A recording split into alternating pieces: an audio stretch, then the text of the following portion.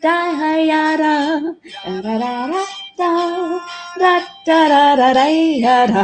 da da. Everybody.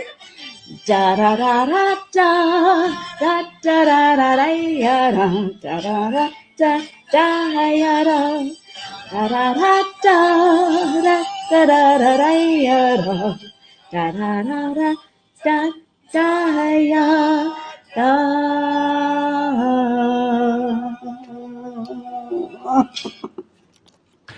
Ladies and gentlemen, DavKat, thank you. Thank you. I'm done. I'm done. That was lovely. Thank you for. That was lovely. Hey, Google, stop. Okay. So here's a wonderful thing about HAPS. Thank you for the Got Talent Award, Joy. We're going to jump right into the news. And while we're doing that, if I look distracted, I have to.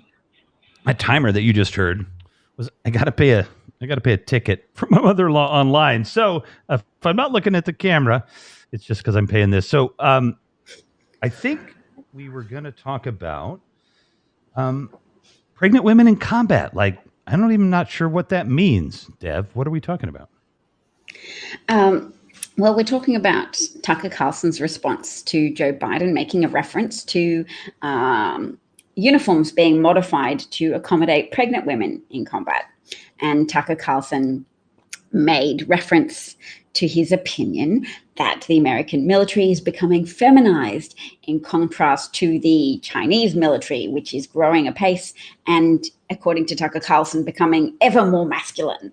So he's setting up a dichotomy of his followers to decry the weakening of America under Joe Biden because of communism and feminism and the fact that pregnant women can serve, which is amazing. And so the nice thing about what Tucker has done is that it has drawn out a lot of people in the Pentagon and a lot of serving people and people who have served when pregnant, people whose wives have served or partners have served, coming out and standing up for what it says about the American military and how it is stronger because everybody can serve, so that every type of person in America can be represented and feel that pride and identity with the military and say, yep, people like me serve.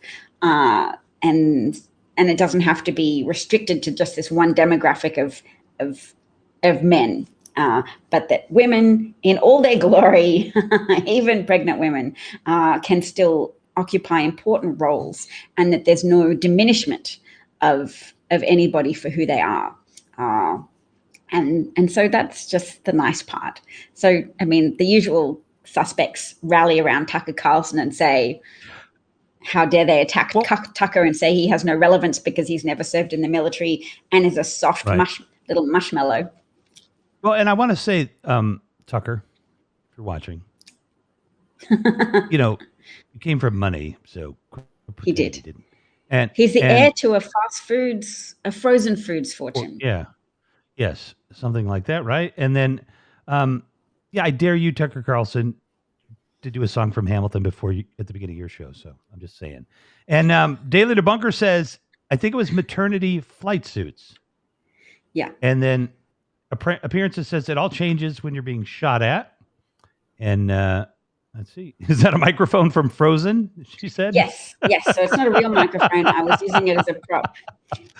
It is my daughter's toy microphone. I just was using it for effect. Yes, you need a microphone. You got to have a microphone. I'm not going to make any comment about my microphone. They are desperately attacking culture war topics to avoid the COVID news. And do you know Bernie, Teach, Daily Debunker? Have you guys crossed paths? No. So we will. Hey, Bernie, if you want to stick around for a little bit, it's up to you. But I said we could do this once in a while. Let's see. We've got 2 or 3 things we want to cover. I do love his name or her name. Yeah, it's him. And yep, we got 2 or 3 things we'd like to cover, and then if you're around, come up for 10 or 15 minutes and let's talk. You guys be fast friends. So yeah, go ahead, Dev. No. I was probably opening my mouth in excitement that Congresswoman Tammy Duckworth would drop Tucker with one punch. And that was something Phil was just asserting in the comments. And I was enjoying That'd that. That'd be awesome, Phil. That would be great. Sunday, WWE Duckworth versus Carlson. There you go. So what is what's the bigger thing here with the... So the bigger thing is that there's going to be so much relief going out to Americans. And whenever we talk about whatever bullshit the right are trying to manufacture outrage about, oh no, pregnant women doing the things, which they know is just a button issue for people who are wary of the social fabric getting frayed because men won't be men anymore and women won't be women if they can fight in combat positions or fight while pregnant. That's always been contentious, and women have always faced pushback at every stage of their acceptance into the military. But what they're trying to just draw attention from is the masses of help for American families, families earning under $150,000, that there's going to be rental assistance, that there's money for schools reopening, that there's money to roll out the vaccines, and that Biden has said there'll be a dose for every adult by May the 1st, which is all amazing. So what season is it for America after May the 1st? I've heard people say there'll be cookouts. Is it Summer. Spring? Summer. There you go. Well, the first day of summer would be what? June 21st, I think? June 22nd. Right? Or June 22nd? Yeah. It's one of those. Yeah. Wow. That's when I'm moving to the US. Really? Summer. Woohoo! Yeah. You heard it right here first, although she said it before. DavKat's Coming to America. Oh, you got to watch that movie. You ever seen that movie, Coming to America? I found out yesterday that it's on Netflix, so I guess. Yeah, you got to watch it. I mean, it's kind of like a primer. If you're a foreign prince from Africa, it's what you do when you come here. So I'm sure you'll definitely learn a lot, and it's funny. It is a funny movie. Or Trans Athletes, or Dr. Seuss, Major Distraction. Yes.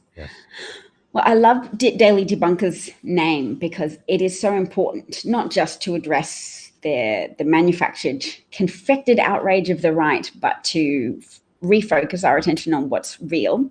But not to shy away, because often the left have this idea of you ignore things and they go away. And I think we found out from Donald Trump in 2016 that the right and their media machine, and that their symbiotic relationship between politicians and liars on Fox News were this growth that you couldn't just wither away by the power of ignoring it, that there were lots of people in the country not ignoring it and indeed feeding on it and gaining in strength. So we touch on it to debunk it, and then we also talk about things that are good and true. And somebody just made an interesting historical point I've never heard before from Little White Lies that says, look up Eritrea and Russia. It's the women that won the wars. Men only think of battle. So I'm fascinated by that, and I'll have to look up what happened in those two instances. That's an interesting kind of thing, because I've heard, and this is not scholarly at all, this is just something that I've heard, but that there were some indigenous people, some Native Americans, that the women actually called for war, but the men fought the wars. But that it was actually the women that were the leaders, of the tribe, but the men fronted, you know what I mean? Like you would think they were the leaders, but it was actually the women, that did it in some of those cultures. And I think it's kind of fascinating in that way. So don't know if it's true or not, but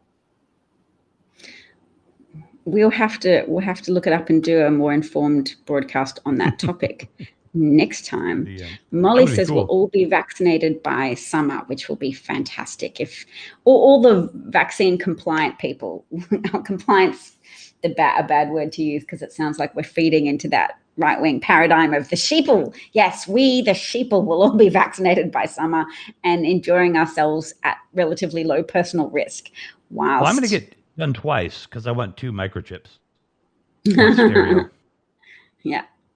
Bluetooth equipped, maybe text bubble function. Right. Absolutely. I want a good microchip. I don't want one of the cheap ones from Noverna or whatever they're called. I want a good one. Joy said it's the biggest achievement in helping Americans that need it in generations.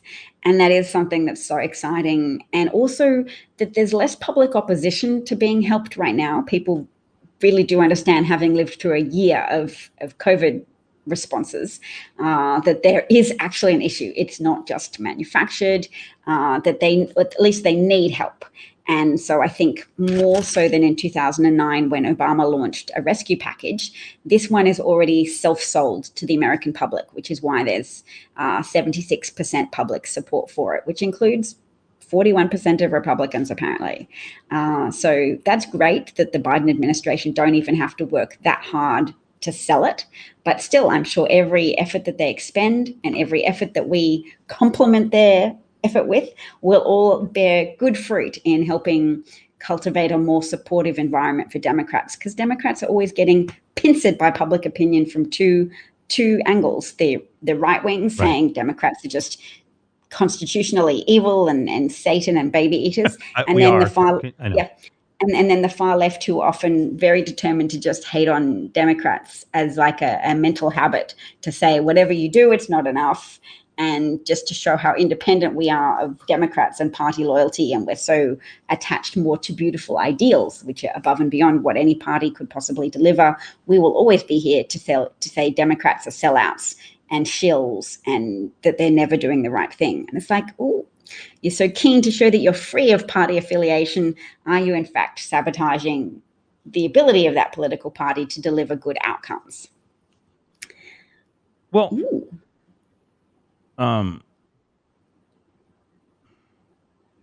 like, I don't really care what any Republican thinks for the next 1,000 years. Their voice should be taken from them. They betrayed the country, every damn one of them.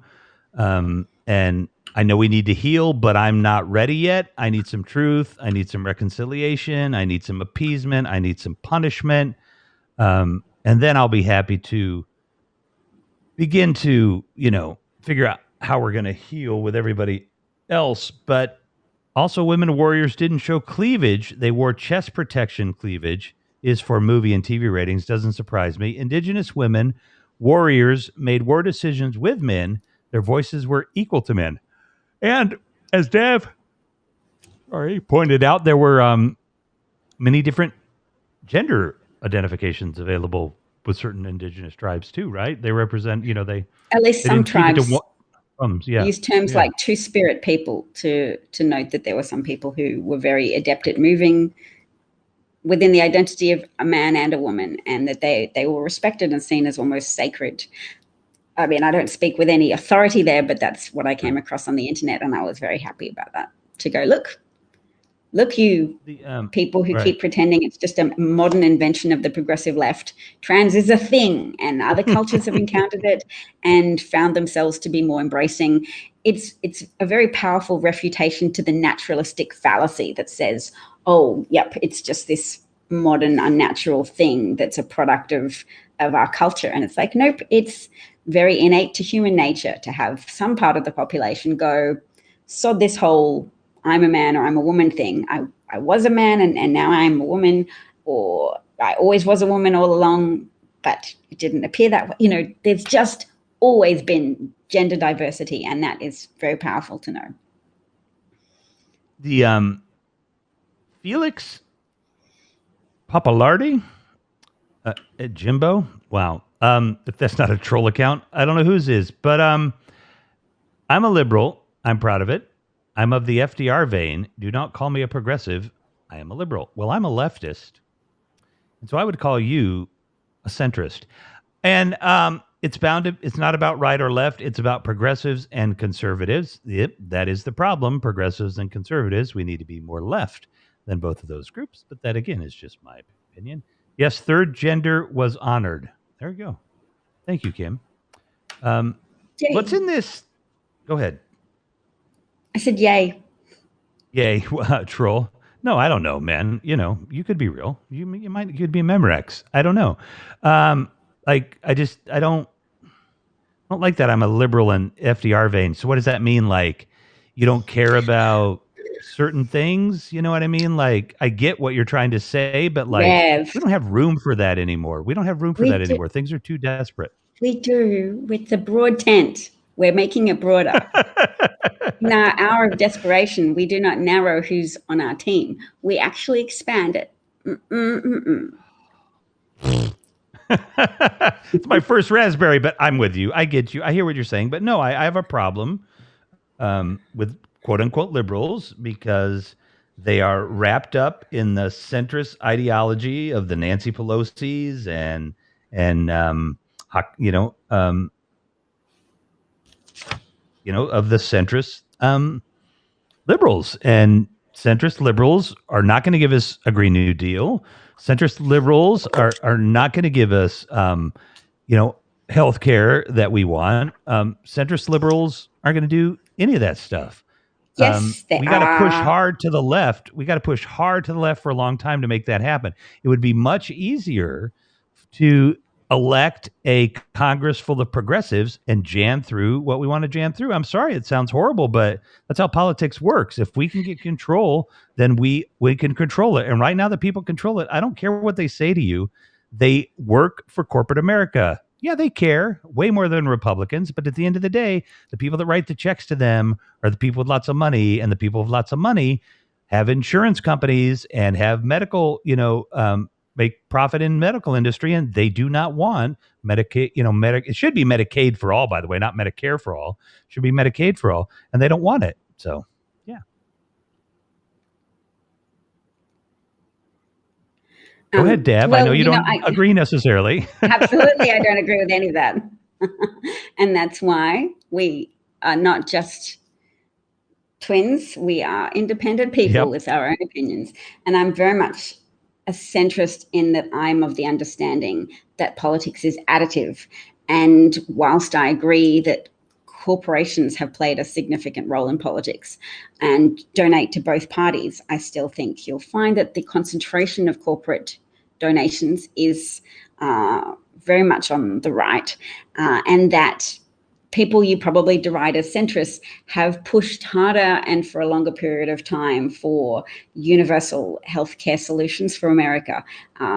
Hillary Clinton proposed it in 1994, a universal healthcare proposal, but there was just so much opposition in America because the libertarian and conservative philosophy has been sold so hard across so many different media outlets.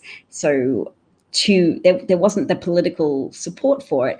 Also, in the context of a political system like the Electoral College and gerrymandered House districts and the inherent disproportionality of the Senate has always weighted power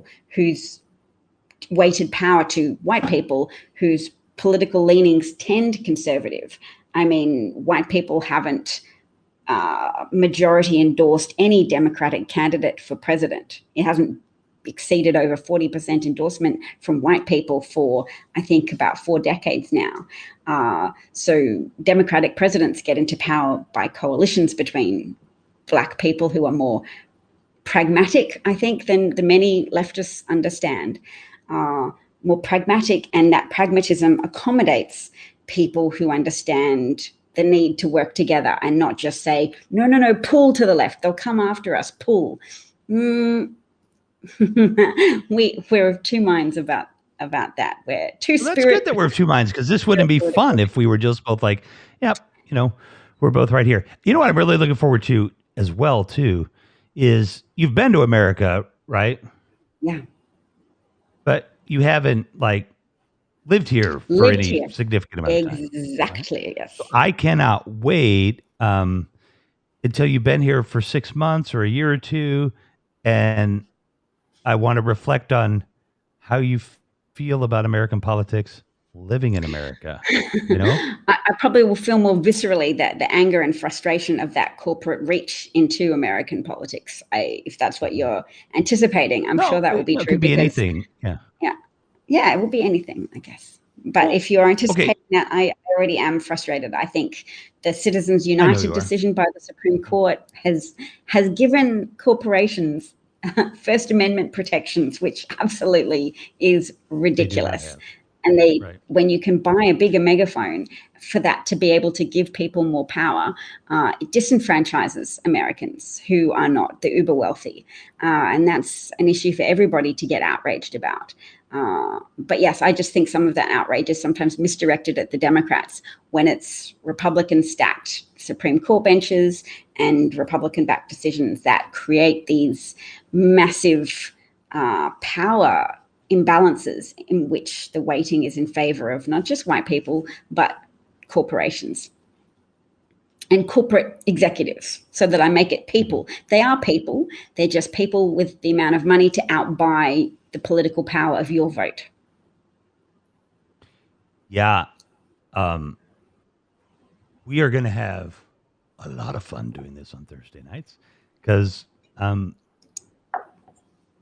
could do this forever, and we're gonna, and it's fun. And I want to get back to the spending bill, because I wanted to ask you, one of the arguments that the Republicans have made, and I'm sure they've made, is that it is full of programs that have nothing to do with COVID.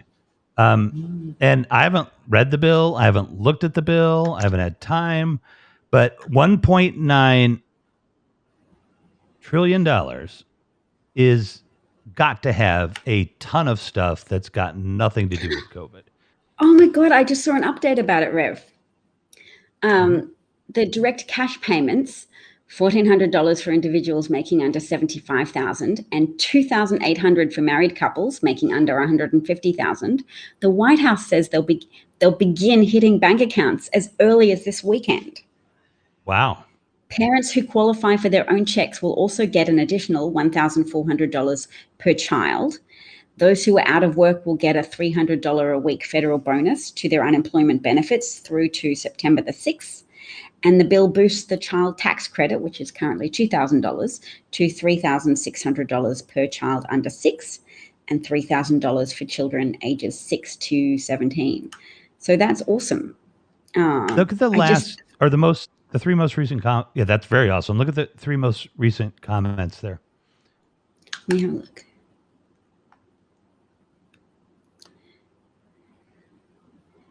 Everything has to do with the deflated economy.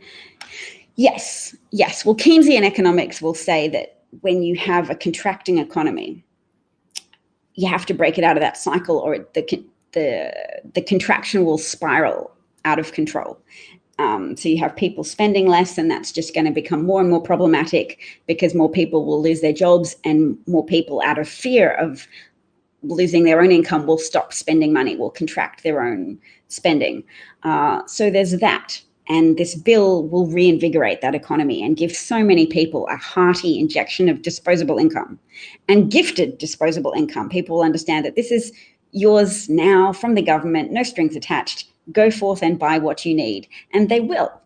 There's not so much fear around that people will be like, oh, I better not spend any of this money. People will spend this money.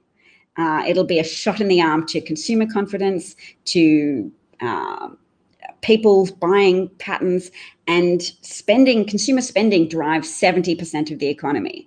So that's a lesson that Republicans often don't know, because their economic education is often very grounded in this racist anti-government approach that says don't let government have a role in anything. Just free market, freedom will free you and create growth.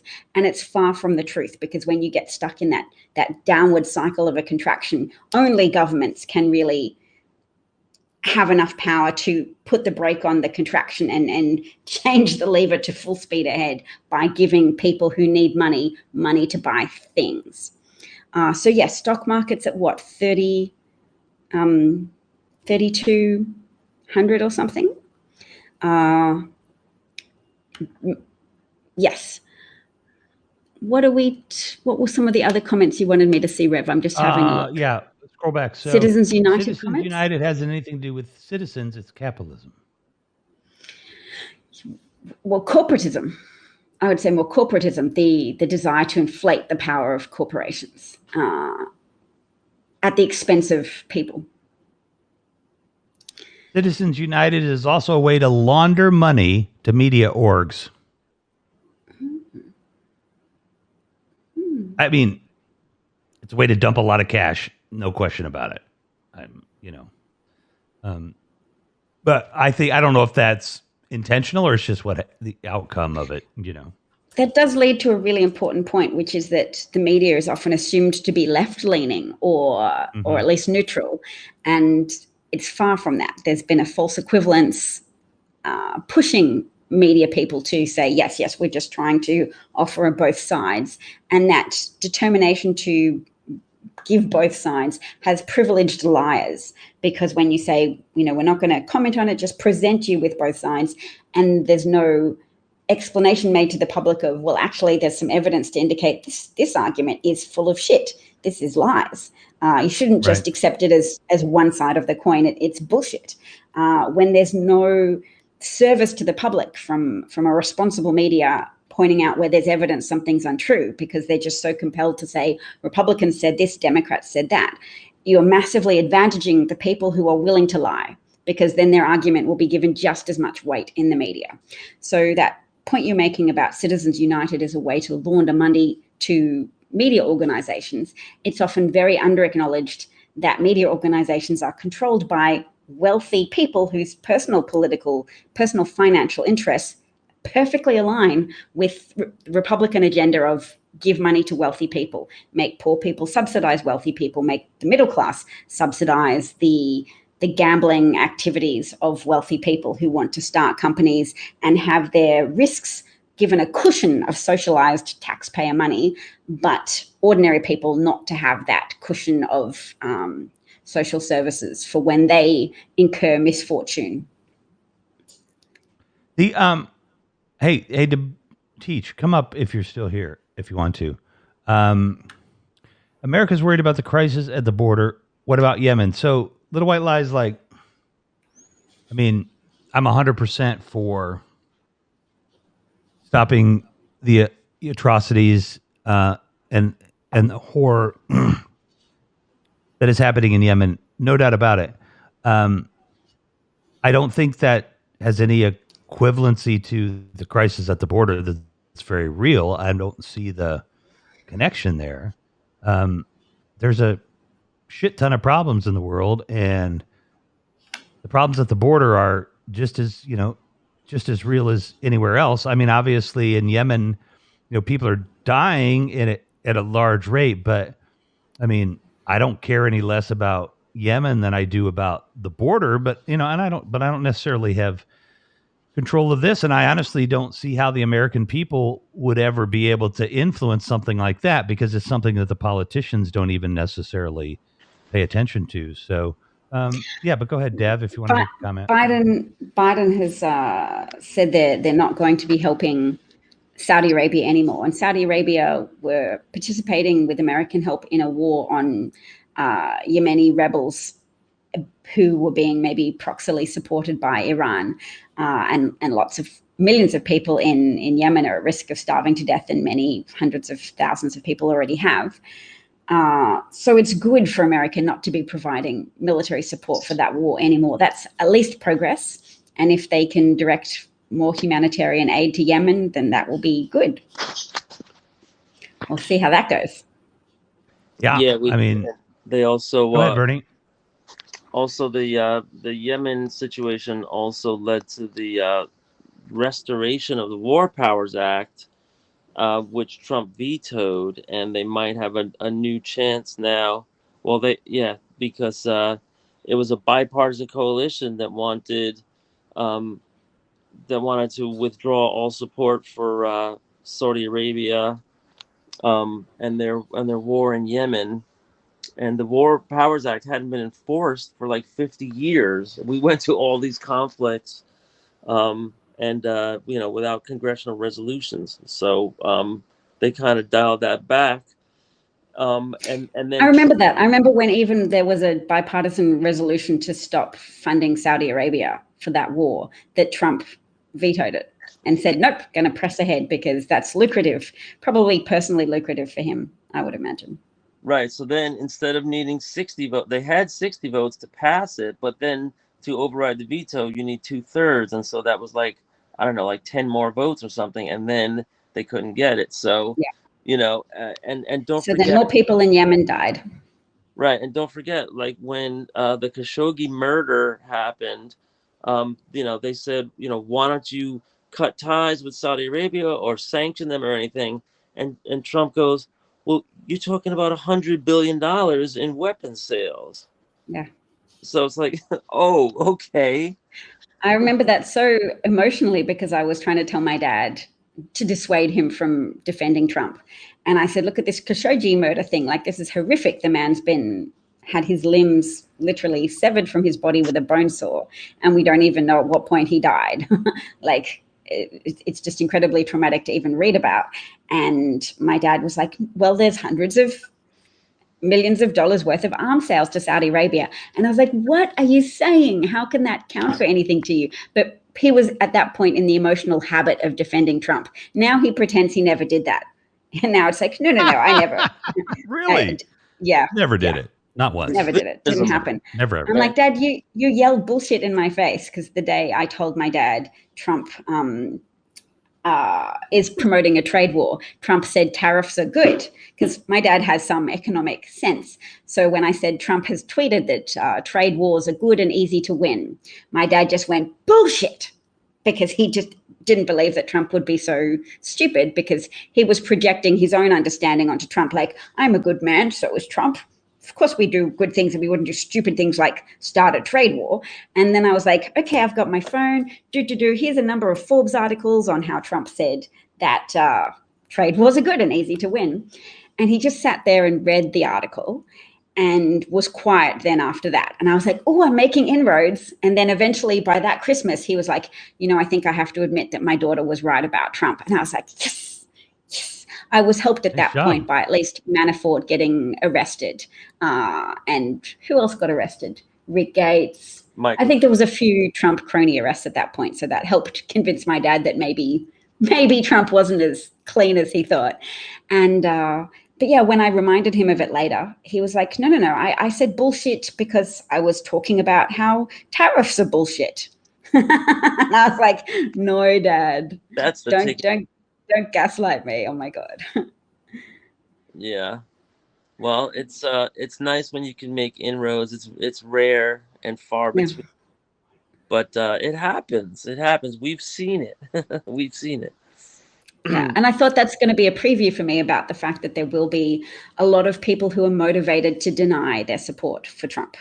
At least my father's Australian, so he doesn't vote in the US. His support for Trump wasn't very consequential in the big picture at all. But to me, it was emotionally consequential because it was such an erosion of my respect for him. That was really hard emotionally to deal with that. Like, Dad, I looked up to you. I thought you were smart. How can you do this? And to realize how intoxicating it is sometimes for men to just ally themselves with other men and go, feminists are attacking us. Men are good. Yeah. Well, Trump still has a hypnotic grip on tens of millions of Americans. Yes. And when I argue with people online, I ask them, what your Trump date is going to be that you finally get off the train and realize that you've been had the entire time. Some people did it after the election. If you notice, they were changing their party registrations. I think that really started, didn't it, after the insurrection, after January the 6th, and then there were thousands of Republicans a day changing their party affiliation. Right. And then, some high profile people flipped finally, and Betsy DeVos, resigned, and, they were like, wow, I got to get this stink off me. Yeah. So I could hold my chin up a little bit at least. But it's still going. And, some people are saying, I was just online on Twitter, so, there was a whole bunch of Twitter wars, and it's like, all right, you guys got what you wanted. Just leave the man alone now. And it's like, no, you actually do have to prosecute to the fullest extent of the law here because, because you still have so many people on that train. I mean, and it's actually doing the Republicans a favor in the long run, because right now he's taken over the whole party. Do you think it might help with their motivation to detach themselves from Trump? Because he made that announcement over the past few days to not donate to the Republican Party anymore, but to donate instead just specifically to his Trump PAC. Did you see that one? Yeah, he said they can't use his name or his likeness to raise funds anymore, and that all guys. Did you hear the name of his PAC? No, what's the name? It's going to be called the Save America PAC, which is SAP. And the first thing I did is go on my local county Facebook page, and I said, "Hey, are you guys? Is anybody here an SAP donor? Are you an SAP donor? Are you an SAP donor?" Oh my God! I know. Yes, because SAP, the acronym SAP, means a sucker. Yeah. Just for anybody who hadn't got that. Oh my gosh. And Trump, people are saying, well, there's no way he couldn't know that it spells SAP, right? So he's actually overtly doing that on purpose to try to make his donors grovel and submit to the fact that they're a SAP donor. It's like, I'm a SAP and I'm proud of it. Exactly. Yeah. So yeah, that was big news, because now, the Republican Party is going to lose a lot of revenue, a lot of donations. That's pretty significant. Hooray! He's gonna divert all that money. Hopefully that works. And he's still raising off that, but it's been a bad week for Trump. The last 2 or 3 days, especially. Are we talking about the investigations in Georgia from the that district attorney Fannie Willis, who's looking into the substance of his phone calls, and they released another Georgia phone call. I haven't heard extracts from it on Twitter yet, but it sounds like he's repeating the same strategies he used when talking to Brad Raffensperger, that he's saying, I need you to find me a certain number of votes. So It becomes less of an argument even that, it was just a one-off, it was just a slip of the tongue that I said, I need you to find me 11,780 votes, but that he had a repeat pattern, so that's very intentional, and there's then mens rea, or the guilty intention you can establish. Right, and actually the new call, I don't know if you heard, Rev, the new call, or Eleanor, if you guys heard the new Georgia call. It was just released last night. It actually predates the Raffensperger call. The Raffensperger call was after Christmas, and this was like literally like Christmas Eve or something. He calls into the Georgia. Georgia has like their own like investigative body, like the Georgia Bureau of Investigations, or it's like GBI. And the inspector general is this lady, and she was running tape when Trump calls her up and asks her to announce an investigation. Where have you heard that before? It was so funny listening to the tape, because she is trying so hard to get off the line with him, and she's saying all this like passive aggressive shit, like, of course we're going to, look for the truth and only follow the truth. And, and I can't believe that you would take your busy time to call this office, sir. Let me let you go. I'm sure you have much more important things to do than try and incriminate me in a crime for which I do not want to go to jail. Right. And so it's great that she's releasing it. I'm a little concerned that she didn't release it. I'm assuming it was her that's releasing this. That she didn't release it when the other one was released, because that was before the election, or that was before the Ossoff election.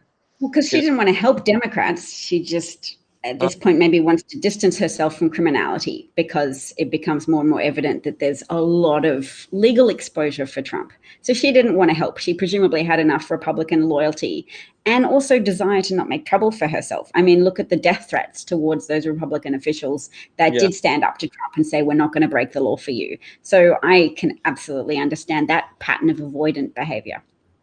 Yeah, but Christine making the comment, always tape Trump. This is the lesson. Yes. Yeah, but there's also safety in numbers. I mean, I wonder about the timing because I thought Raffensperger was really brave to release that when he did, the Saturday before the Tuesday, yeah, and so now this coming out now, it kind of suggests that it's like part of the investigation, and the Washington Post just got their hands on it, or whoever released it last night, I forget. I think it was the Washington Post, but yeah, it's Trump crossing the line again, guys. He was, carrots and sticks. He was telling her, "Oh, you'll be praised, if you do this," and then also at the same time saying, "I won, and I won by a lot," which is, making false statements to a public official, and as I guess they just have to prove that he knew it was false. And so this could be like the insanity defense eventually, but Trump also had a bad day in the Supreme Court. Believe it or not, there was still more cases. I know they keep saying this is the last one, but there's all these little ones that keep popping their head up like a whack-a-mole of, yep, we've denied to even hear Trump's case that the Wisconsin results should be overturned, or Right. Yeah, so there was 36,000 votes that were in doubt in Wisconsin, and the Supreme Court issued this long opinion that said they're not going to hear the case. So that's done, and it was two of those cases. So that's done and done. And so I think they're up to like 67 now, if you're still counting. But 77 unique cases, because there've been more than 67 unique cases, because there's been more hearings than that, because there's been appeals, etc. But if you just count the actual cases themselves, the rulings, then so losses versus cases. Mark Elias is very strict about only saying cases because appeals are part of the same case. He's been going on Maddow a little bit to say, this is an underreported story, and Americans need to be very concerned about all of the bills that Republicans are passing through state legislatures to make voting more difficult, to really attack the African American vote by outlawing things like souls to the polls when you can vote on Sundays. They're like, nope, you can only have one Sunday before elections. It's going to be a crime to bring food and water to people waiting in line to vote, which is a law that will disproportionately hurt African minority communities where there always are longer lines because people purposely try and... Why not just get rid of the lines? But no, that's not even a consideration, right? It's just about giving them sustenance. Yeah. They said, it's violating the rules about not showing political loyalties within a certain number of meters of the polling booth. So I guess if there were any instances of volunteers wearing a shirt that they shouldn't have or something, but that's trying to punish people who are could be pregnant standing in line, or with small children, or just hungry, tired people who waited for up to 11 hours, I think, in the federal election to vote for Biden and Democrats. There were. Yeah, and some of the laws are like voter ID laws, where they require you to spend money to get a new ID. Sometimes you have to travel to a weird part of the state to get a different ID, or get paperwork. It's not in the Constitution that you have to show ID to vote. And it traditionally hasn't been. You just have to sign a card that matches your signature, your registration signature. I know the awful argument that they always use is, why should it be more difficult for me to get into a national park where I have to show ID than it is for me to vote?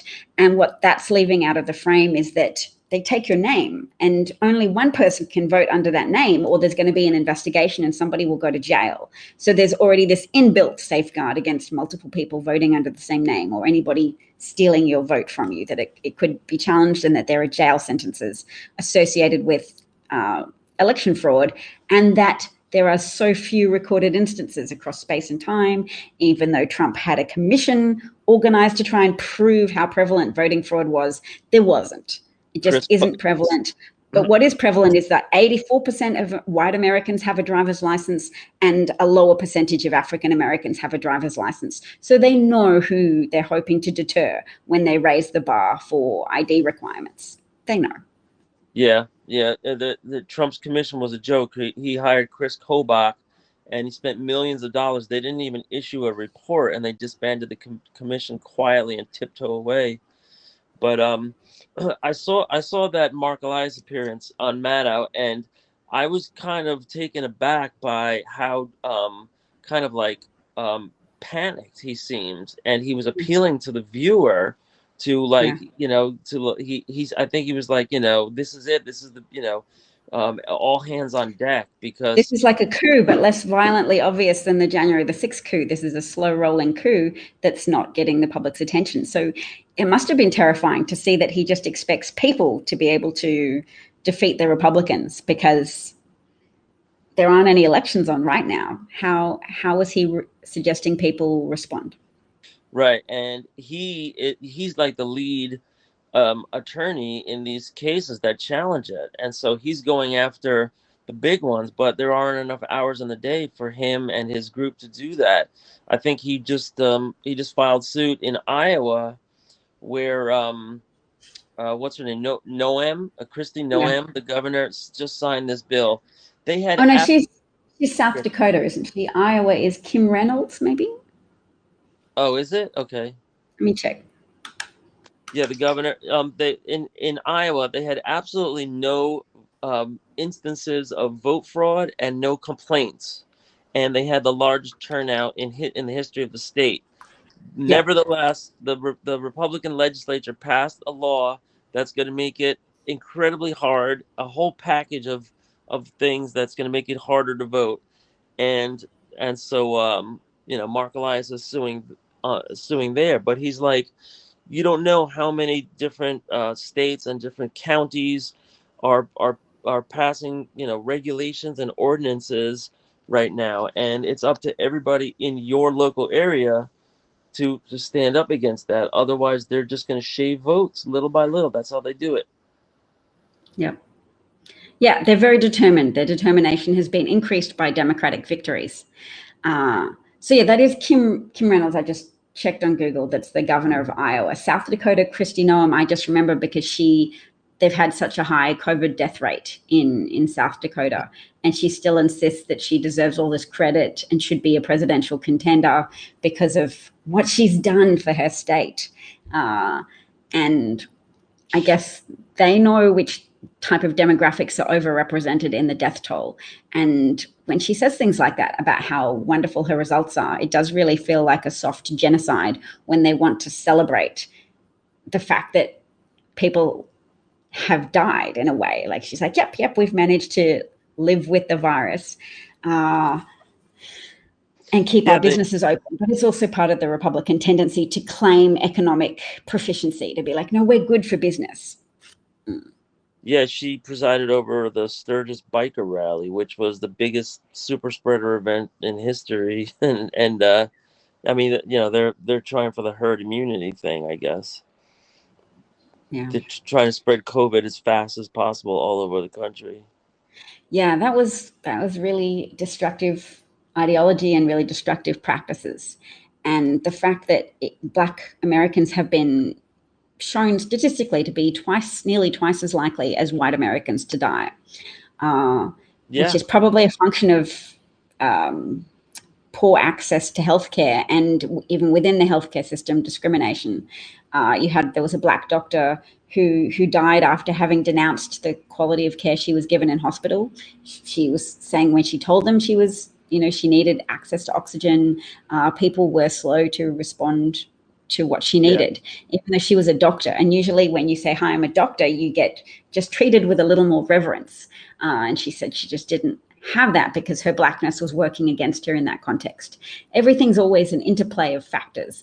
And so when you say something's racist and people will say, hey, no, there's clearly this other factor at play as well, the answer is always, yep, there's an interplay of factors. When racism's one of them, it is the most startlingly unjust factor. And therefore, as humans who are naturally activated to respond to injustice, please stop repressing that part of your personality because you're so loyal to a cult of whiteness.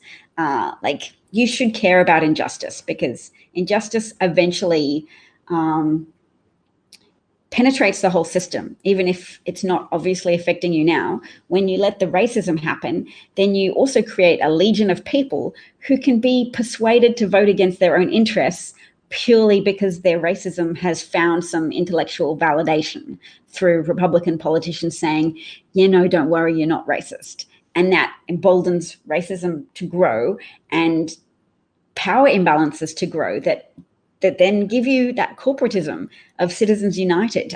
Racism has helped entrench Republicans in position of power all across America, in a historical sense via the affirmative action to white people orchestrated by the founding fathers through the Three-Fifths Compromise.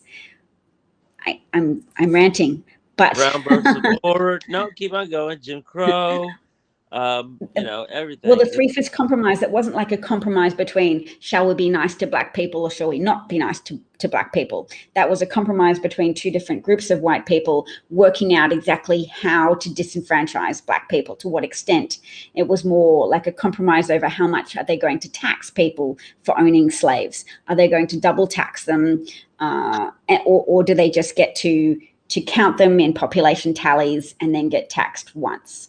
Right, but it gave the slave states more power, and it gave them more incentive to get more slaves. Yes, so it gave extra political power to slave owners, because then 3 out of every 5 bodies of enslaved people were counted in population tallies, and those population tallies were used to determine how many representatives a state would have to represent them in the House of Representatives. So the more slaves you had in your state, the more reps you had, and the more likely then that your pro-slavery legislation would pass in the House, and the more likely that your slave-owning Republican candidate, i.e. Thomas Jefferson, would win the election, which he did. So that historical context of empowering slave owners and slave-dominant economies in southern states has created... Will Mr. Mike Hunt, Mr. Mike Hunt, I'm enunciating, please come to the customer service counter. And you guys have got about 5 minutes to wrap it up. This is a blast. I have to go to bed. I love all of you. And actually, I may not go to bed. I've got to do a few things, and I could be back on here a little later, but I should go to bed. But anyway, what's up? What'd you say, Teach? There's some big stories about, or tweets about Michael Cohen. Apparently, he has been back to the prosecutor's office. No, he's been to speak to the grand jury 7 times. 7 times, yes. Do you think something's coming? So also part of that investigation, this is the Cy Vance investigation. The Manhattan district attorney. Yes, and they have also, they're really trying to get information about the Silver Springs estate up in Westchester. Because Trump paid $7.9 million for it and then sold it for $45 million or something. Did he sell it? No, I think he still owns it, but he took a lot of tax deductions against it, and right now the latest thing that they've already subpoenaed all the records from the locality, which is funny because those are like little small suburban towns, and they're very easy to corrupt the officials there. It's just like a little town board or everything. So the latest thing is that they have subpoenaed the video of the meetings, and they're by law they're supposed to keep and preserve and archive the meetings going back years to when he bought it, when he applied for this kind of wilderness deduction that he was never going to develop on it. But then when you take that deduction, it's like $100 million over 10 years or something, but you're not allowed to live in it. It has to be like an investment property. And both of his sons are on record saying that they grew up there. So there's all this stuff that they're trying to nail him on. The other thing was Chicago, the Trump Tower Chicago thing. It's biting him in the ass. That loan, because he didn't declare it for tax purposes when he was given debt relief. The which bank was it? Deutsche Bank had lent him 150 million, and then they forgave $100 million of that debt because they were doing that in order to entice him to at least pay them back some of the money. But the thing is, when you get $100 million of a loan forgiven, you have to mark it in your taxes, so you pay tax on that as income, because that's like a gift then. It's like, okay, we originally expected you to pay it back, but you're not going to pay it back, so you can just keep it, I guess. You can keep $100 million of that. It's supposed to be paid taxes on, and he looks like he didn't, so that's getting investigated as well, which is so awesome. Right, and that story is actually even more bizarre. The reason why they forgave $100 million, he owed $130 million, and it was coming due. He wasn't renting out the building, and he didn't have the income. So what he did was he did a series of nuisance lawsuits, and he actually claimed that I think it was like BlackRock, which was the hedge fund that owned it. He actually accused them of causing the economic downturn because of reckless Wall Street speculation, and that's rent the building. And he was suing them, and it's so obvious that was just a cover. He had a backroom deal with these guys that they were going to let him off the hook, and they did, which basically just allowed him to refinance the $30 million over like another 10 years or something. And funnily enough, that money is coming due like in the next year or so. It's going to be right in the middle of this terrible time for him. So, and they would have probably let him refinance it if he was still president, because they wouldn't have wanted to antagonize a sitting president. But because he's not sitting president anymore, which shows some of the powerful motivations he had to try and steal the election, and having failed to outright steal it, to at least oppose the election outcome and pretend it was stolen from him in order to get his goons to try and sack the Capitol if the Supreme Court didn't just give it to him. He had all this motivation because his debts are now coming due, specifically because he's not president. They would have refinanced it, I'm sure.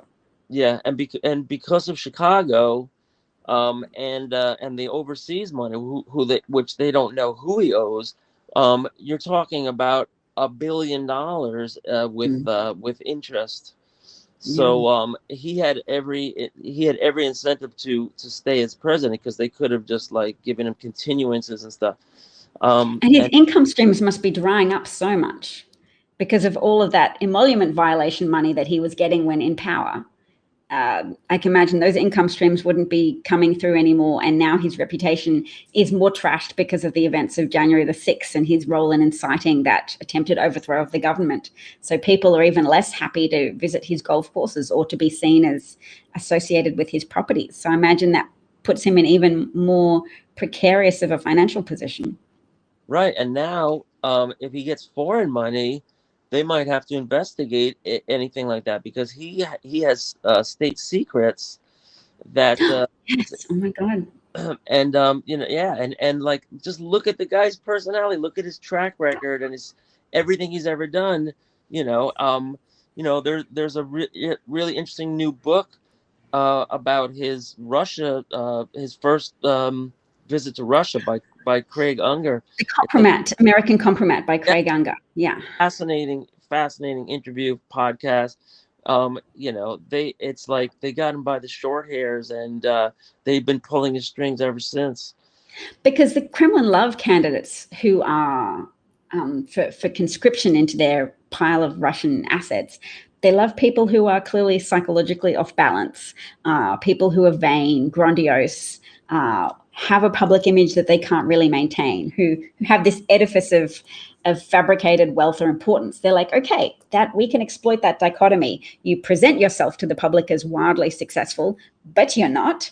So we just get in that space there and either try and help you keep pretending you're something. And people have made the allegation before that Mark Burnett, who is the guy who organized Survivor and also Trump's reality TV show, that probably generated the most honest income for him in his life that he's ever had, because he earned a lot of money from The Apprentice. Yeah. But that consolidated his perception in the public eyes as a genuine, successful businessman. And then really the truth of that is that was an acting role that actually generated his cash. Trump is an actor and a criminal, never a successful businessman. And Trump was convinced throughout the entire 1980s and 1990s and 2000s that the Russians were going to let him build a giant, gleaming golden office building, right? Like an homage to American capitalism in the middle of Red Square, and they were dangling this in front of him. There was like 3 different operations, and some of them even went into different rounds of financing. And in the Mueller report, it finally ends up with this big bank VBK was going to float the money for the construction and everything, except for one thing. Oh, they're under sanctions. They're under U.S. sanctions. So if only they could get those sanctions lifted, then we could break ground. Yes, if you scratch our back by becoming president and lifting those sanctions, then you can get this tower you've always dreamed of. Or if you can exert enough influence on the government to do that. So he just thought he had to agree to things. Yeah. And Cohen was the guy that was negotiating that. He was negotiating the ins and outs of that deal with Vladimir Putin up in the penthouse to drive sales. Can you believe it? Yes. They promised to gift the penthouse apartment, the very top one, to Vladimir Putin as a thank you. But that's why I brought up Mark Burnett, because I wanted to say Mark Burnett, this quintessential all-American executive producer, was in talks with Putin at one point to have a reality TV show featuring, featuring Putin. I'll have to look it up now. But just this Russian tie to someone who has effectively cemented Trump's fake image as a billionaire. The falsity of Trump being, the Trump organization being some kind of functional enterprise, whereas really it's just mostly Trump and his children were the employees and a few other ones, and he leases his name to things and he embarks on some business ventures, but they're typically disastrous given enough time. His casinos fold, his children have to commit crimes in order to try and market the Soho apartments. Do you remember when Donald Trump Jr. and Ivanka Trump were getting investigated by Cy Vance, the Manhattan district attorney, for fraud in relation to what they were telling potential customers about the Soho apartments in a Trump building in Soho, that they were saying, oh, yep, we've sold so many of these. They're flying out the door. You've got to get in quick. And the revenue is obviously going to be amazing because these apartments are so popular. And it just wasn't true. And there was a 6-month investigation of Ivanka Trump and Donald Trump Jr. for their role in lying to people, in committing that. And Ivanka's also on the hook now because when they had to turn over his tax records and they got wind of it, she's getting these consultant fees that are beyond reasonable, and so they're asking for evidence of what did you do for these fees, how many visits. I mean, some of these deals. Is she double employed then, because she was employed by the organization already, and then she's also consulting for it. Right. I mean, was that?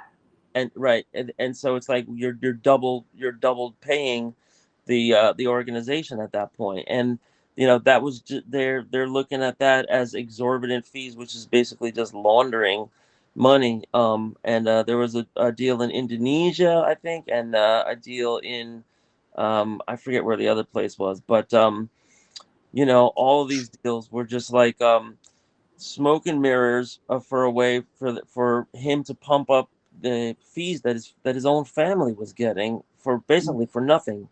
If it's like, if you're making $500,000 and you only made like one visit, that's not considered market rate for that service. And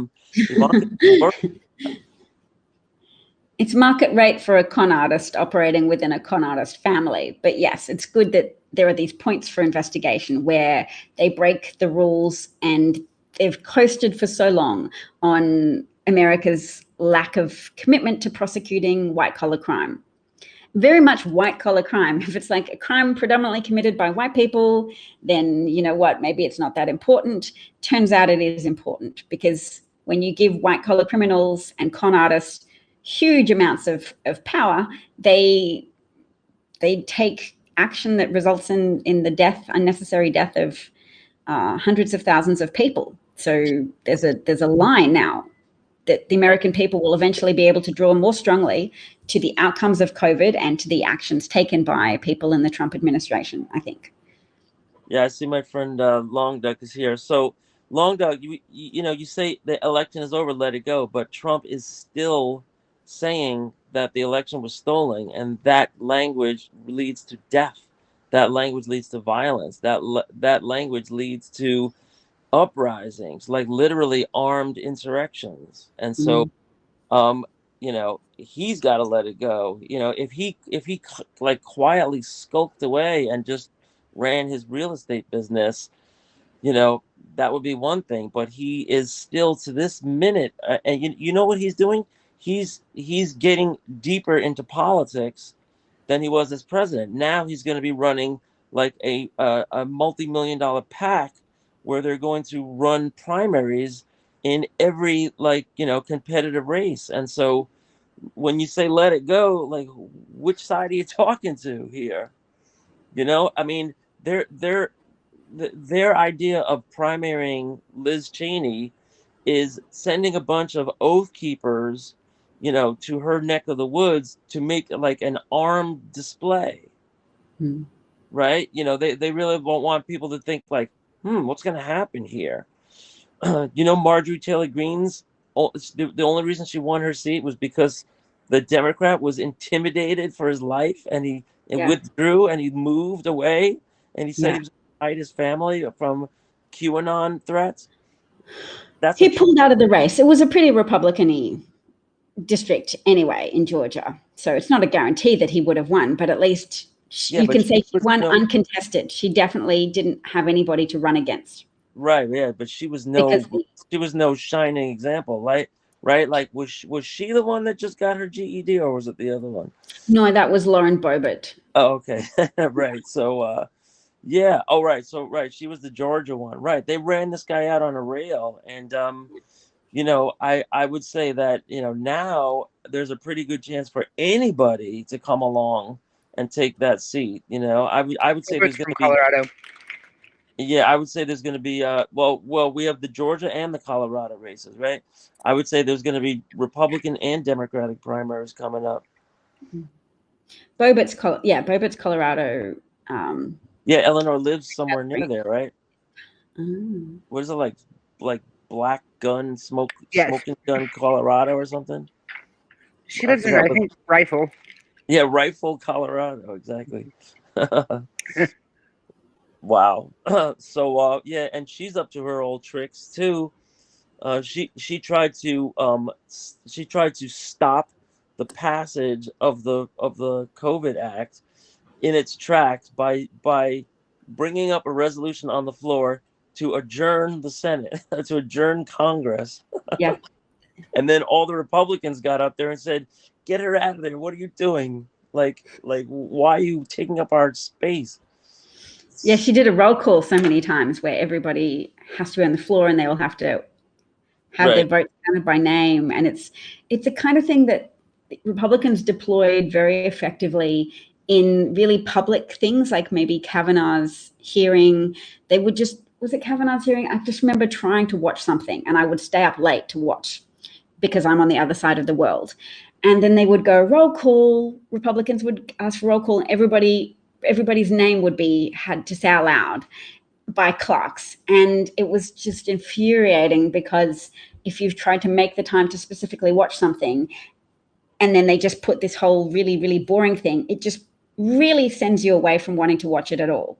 Yeah. So I always thought Republicans deployed that just to reduce the television audience that would have exposed more of their malpractice and malfeasance as politicians. Yeah, they know that the reporters have to file a story by a certain time, and if they don't do it, then it goes to the next day.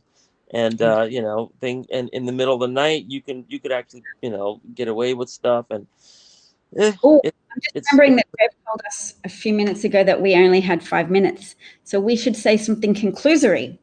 And we've also ignored Rev for ages. Hi, Rev. Thanks for No, just. you did not organ me. I was just letting you guys get to know each other. I figured that a good, first date would be a powerful connection. And yeah, but well, yeah, the biggest story was the new look George at him. Look Floyd. at him. Wait, look at him. He can't even wait to get back at it. I love the guy. Hang on a second. I'm just Go ahead. reviewing. I'm I know, just but hold putting on. a Hold on. bow tie on it. Hold on. No, you can go a little longer if you want to. I've got to install an app in because the computer's new. I've got to have a couple things set up. So go ahead. If at some point I have to reboot, which is not typical in Apple, then we'll stop. But yeah, go for a while longer if you want. You don't have to wrap it up. Okay, so I'll ask Dab one more question. So, what do you think about the defense of the insurrection people? There's one school of thought that is going to say that they're going to try to throw Trump under the bus and blame him that they were misled by his words and they thought that they were following his instructions. And there's another school of thought where they're going to still hold on to the claim that he was somehow robbed or somehow taken something away. Two arguments. One, Trump deceived me, but I was a patriot in doing what I thought the president wanted me to do. And then the second argument of the president was legitimately wronged, so I was right in trying to fight for justice on his behalf. Both arguments, well, no, the first argument is more damaging to Trump from those who've been arrested and who claim that they've now seen the light and that Trump deceived them and they regret it. Those people who pay into the big lie by continuing to want to contest in court that their actions were justified, at least in part, because Trump's claims were true, that just feeds into the obviously very powerful delusions that that tens of millions of Americans still believe, as you were noting before. I don't think that will fare well in court any more than any of the 67 cases that Mark Elliott has fought on behalf of the American people against Trump's lawyers seeking to overturn the election results. But I do think it's so important to have it play out in the legal system as a deterrent to other white supremacist insurrectionists, delusional white insurrectionists,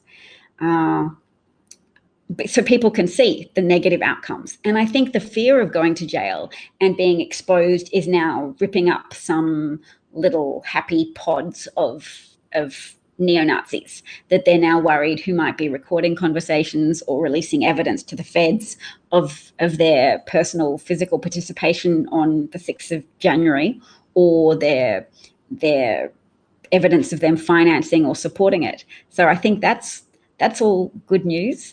It makes me less fearful that there will be future insurrections, but there's still part of me holding my breath a little bit, even when Marjorie Taylor Greene pulls her shenanigans like delaying the COVID relief bill by a little bit, by holding more roll call motions that even Republicans were starting to get jack of.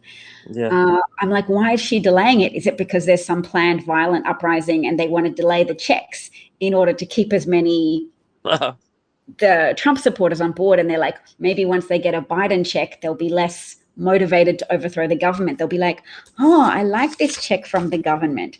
This is a good check. I'm not feeling quite as peppy about going to the Capitol to overthrow it today. So there's part of me that was so happy when the COVID relief package passed, because I worry about the agenda of those culty Marjorie Taylor Greene type people who still seem to be trying to just throw a spanner in the works for no obvious reason. Like, okay, maybe it just emotionally gratifies her at the time to say, look, I'm building a profile for myself with those type of contrarian voters who are anti-government and so pro-Trump that they just welcome anything that people do to sabotage government.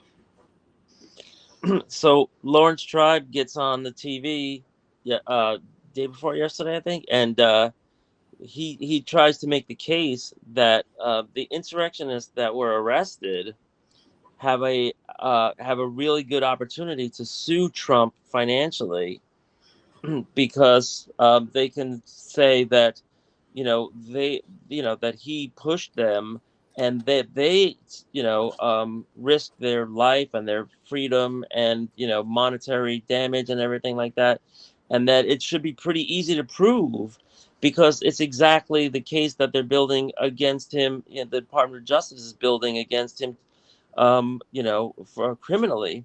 How great a class action lawsuit would that be?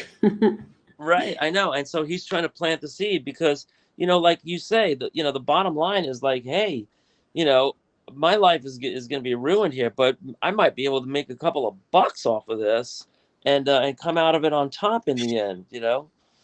So, it's probably, it doesn't happen overnight, but, maybe sitting in the pokey for a couple of weeks, these guys will have a revelation or something. There's a lot of people in jail, which increases the statistical probability that somebody will flip with what they know, or somebody will start a lawsuit like that. Yeah. Mark Meadows is supposed to be have more legal exposure from the latest Georgia taped conversation with Trump as well, for his role in trying to corrupt local officials in Georgia. Yeah, Mark. Did you say Mark Meadows? I think. Yeah, Mark Meadows, the former White House chief of staff, who was on some of those calls and who Trump made reference to as, yep, Mark is helping me with this. I'm just pulling out to broaden it to talking about criminal exposure in all sorts of ways, as well as civil liability for lawsuits for having corrupted enough people's thinking that they risked 20-year jail sentences by trying to overthrow the government. Yeah, Mark Meadows had actually traveled to Georgia the day before the call, and he told Trump that she was the one, that he needed to call and try to twist her arm. But they haven't announced names, but they're also uncovering communications between the rioters in real time and congressional staffers and possibly congressmen or women. I think we know where this is going. And they've already charged the Oath Keepers with conspiracy and I think 2 of the Proud Boys, and so this could pull in some of these Washington politicians into the conspiracy charges, which would really, really make it a race to see who's going to flip first. Yes, whoever flips first gets the top bunk. Right. Exactly. Or gets the more favorable conditions. Not. or the better plea deal, which is even better than the top bunk. Yeah. So they say a lot of this might have been delayed by the fact that Merrick Garland hadn't been confirmed for a couple of weeks. Yeah. But like literally yesterday was day one. So I think they might be able to really start filling the vacancies and making the appointments and then signing the briefs and doing everything, because technically we still had the Trump people running the show until yesterday. There were people in the Department of Justice who had appeared before judges in court arguing that children in detention camps didn't really need toothpaste or soap or sleep. And those lawyers are probably still employed and working for the Department of Justice. And it's interesting to speculate about how they must feel with Merrick Garland coming into Clean House. And Merrick Garland's going to be on that committee to facilitate the reunion of children who were forcibly separated from their parents or relatives under the Trump administration. Yeah. People get very confused about that because of the babies in cages. Yeah, I mean, for everything that went on with those kids, I saw what was it? Was it ACLU? Yeah, I saw some officials. I think it was ACLU officials that are saying we owe it now to those families not only to find them, but to give them a path to citizenship. And Biden said yes to that. That they're going to offer the opportunity to remain in America for parents, for family units who are reunited after the success of of the Biden administration's efforts to find them again, despite all of the Trump administration's best efforts to lose the records of which child belonged to which family and their identifying information. They've already found 100, I think, parents who or reunited 100 families. Yeah, I think but they still have like 499 as of like 2 weeks ago. So here's the way I would play this if I was them. Fast forward to like midterm elections, like ABC special, sad piano music, and then one by one bring them out, and say, how long has it been since you saw your child, because of the Republican policy and all that, and then they're like, oh, well, we have a surprise for you right behind that curtain. And then the audience is gasping, right? No, you can't do that because those children are damaged. And it's not like reunions where military people come home. Those children who didn't even necessarily understand why their parents had gone and felt, in many cases, abandoned by their parents and so hostile. And when they come back, they have really flattened affect and they don't respond normally. That would be a massive downer for the audience. I cried so much when I saw some of those reunion videos online, and the little babies would just be crawling away from their mama, and the mama would say to the dad, what's wrong with my son?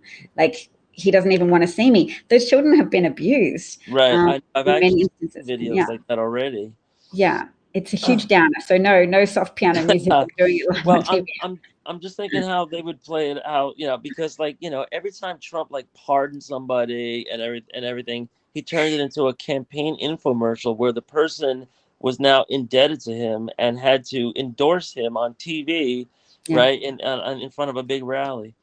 Yeah, well, that's how Trump plays it, but that works on people who are susceptible to Trumpism, namely people whose thinking is corrupted by racism and a sort of libertarianism that's probably based on racism, whether or not the person's aware of it. That kind of anti-government sentiment that ultimately is founded on a hostility to the big government that's brought decisions like Brown versus Education, or Brown versus Board of Education, and Civil Rights Act and things. That's the whole big government changes that have made Republicans embrace the whole government's bad idea. That's fundamentally government's bad because it advances the civil rights of Black Americans and has so dragged the civil rights of white Americans forward as well, so that everybody benefited from the additional access to political power, and the oligarchs wanted to wind that back again. And then you start that by selling people on the concept of government's bad.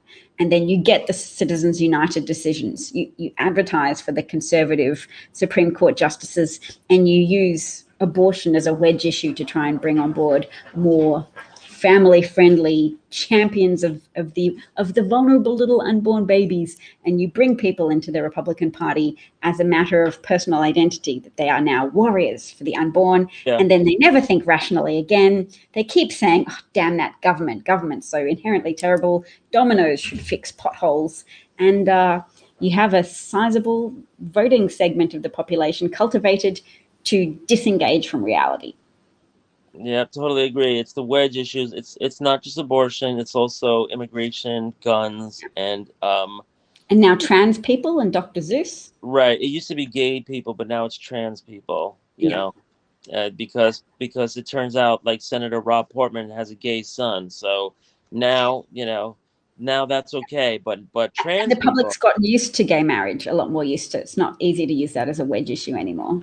Yeah, right. I know. So isn't it great that we're taking away one of the wedge issues, but it's still too slow. Yeah, they'll always come up with fresh meat.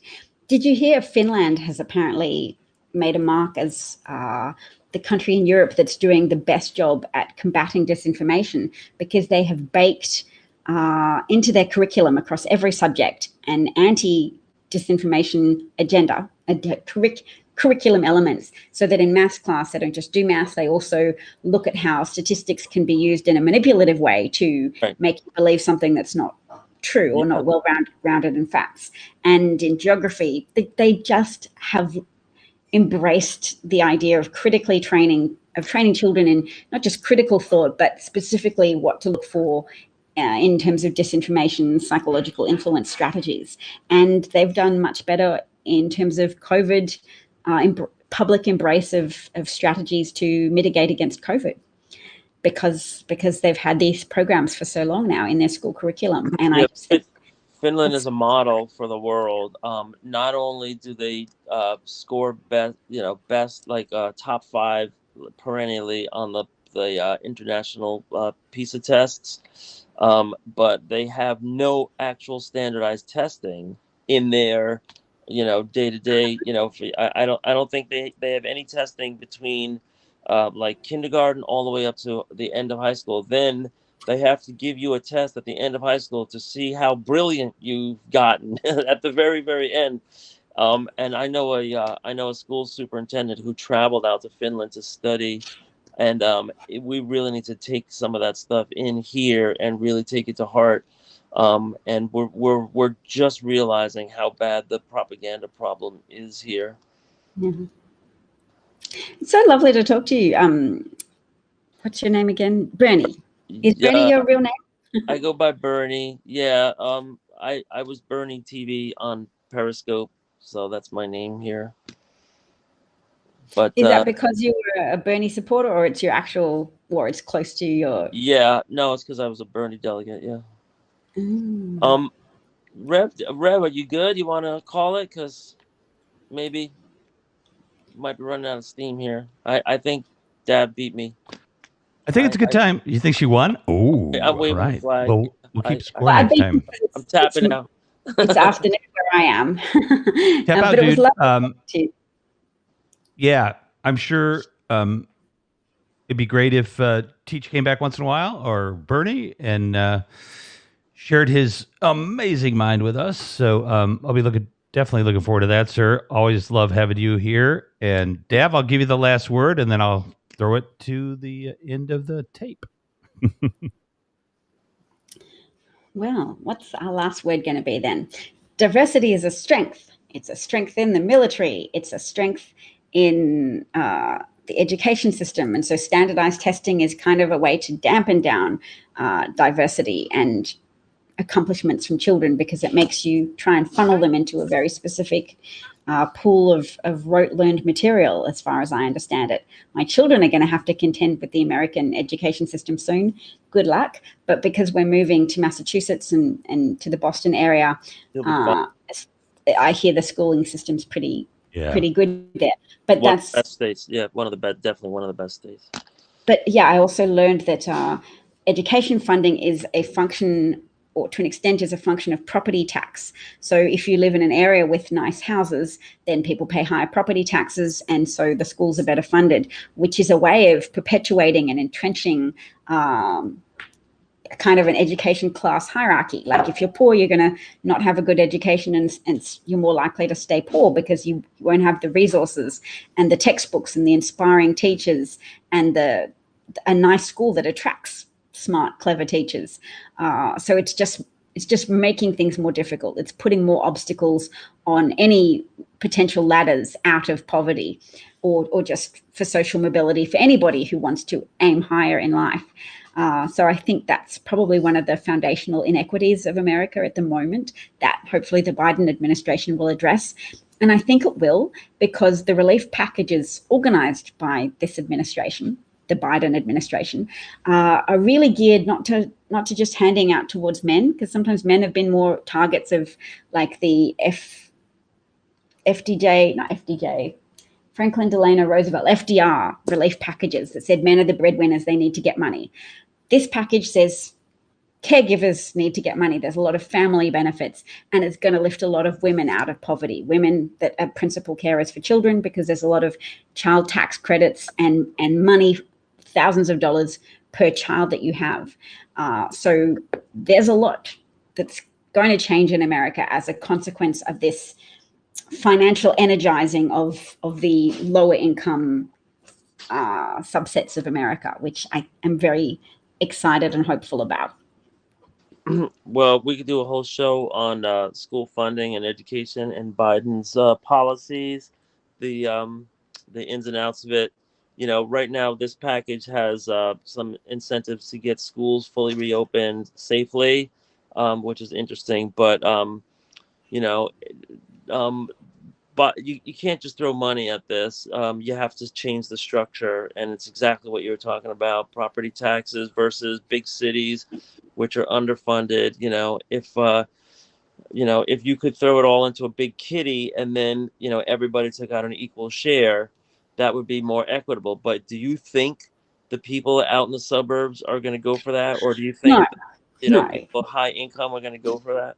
No, they're not going to accept a sudden move to equal distribution of federal funding at all. There's going to have to be baby steps towards resolving that problem, because you have to get buy-in. You just did it for education, though. You just made that a silo. That was actually a proposal of Bernie to make the U.S. Department of Education just a funding pass through, so that you take federal, you take it on the national level, and then you distribute it a lot more equitably. And that was an interesting way to look at it. It would be a radical overhaul, but certainly what we have now isn't working for everybody. Well, all right. So, yeah. Right. Nice talking, Dab. Next time, Rev. Thanks for inviting me up. Oh yeah, I loved it. We've got It was awesome. to get Bernie a sodding tripod, because his face moves in and out of the screen. Like sometimes you're just talking to half a face. We can invest in a tripod for you for as little as $20. I bet, even less. I've been struggling to get my best side, but it's been like nonstop. They're all good. They're all good, Teach. Anyway, I got to run. I got school in the morning, so be good. All right, guys. Talking. See everybody later. Bye, Rev. Thank you so much to everybody who listened. Talk to you later. Chris enjoyed it. Everybody enjoyed it. Thank you, Joy. Mwah. Chris, thank you. Everybody, lovely, a pleasure. Rev, thank you. I love you. See you later. See you later. Bye. Bye. Peace be with you, and namaste. Namaste.